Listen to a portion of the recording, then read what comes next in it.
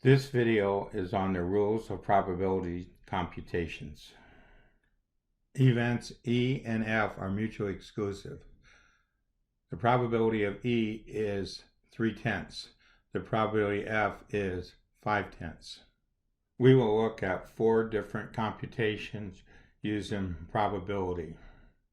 The first is the probability of event E intersect with event F. This is 0 because what happens, E intersect with F's probability, they're mutually exclusive, so there's no events in common. For the probability E union F, we take the 0.3 and the 0.5 and add them together to get 0.8. To get the probability of E complement, we use the formula 1 minus the probability of E, which is 0.3, so we end up with 0.7. We can check this by looking at our picture. 0.2 and 0.5 also add up to be 0.7, which is the shaded area. Our last computation for mutually exclusive events E and F is the probability of E complement intersect with F complement is equal to the probability of E union F complement. This is an extension of events where we use De Morgan's law, so we're now extending De Morgan's law to probability. Talking about the part outside of the union, which is just the shaded area, which is 0.2. We now look at computations where the probability of E intersect F is equal to a value. In this case, it's equal to 0.2. Event E and F have the following probabilities.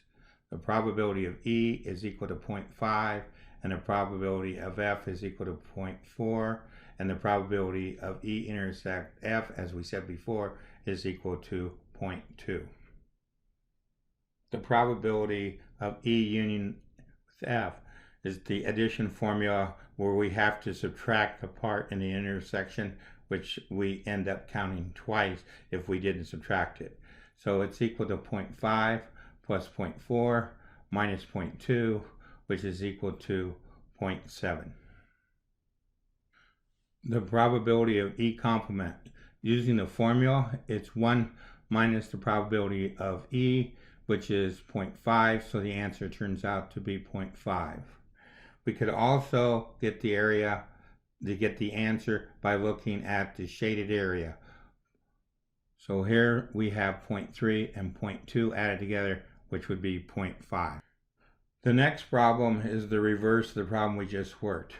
So the probability of F complement is equal to 1 minus the probability of F, which is 0.4, so that turns out to be 0.6. Again, looking at the shaded region, 0.3 and 0.3 add up to be 0.6. The last problem, the probability of E complement intersect with F. This one here, we're not going to use a formula. We're just going to look at the crescent shaped shaded area in the Venn diagram. The total for F would be 0.4. Intersected would be 0.2. 0.4 subtract 0.2 turns out to be 0.2. All the calculations for group 1 and group 2 were fairly simple, but we did put them into our calculator. The other thing that we should mention is that the probability of E was 0.3, the probability of F was 0.5, so since the probability has to end up adding up to be 1, 3 and 0.5 is 8, so this probability had to be 2. Down here, this probability was 0.3, this was 0.2, and this was 0.2. 3 and 2 is 5, and 2 is 7, so this had to be 0.3. This ends our video on computations.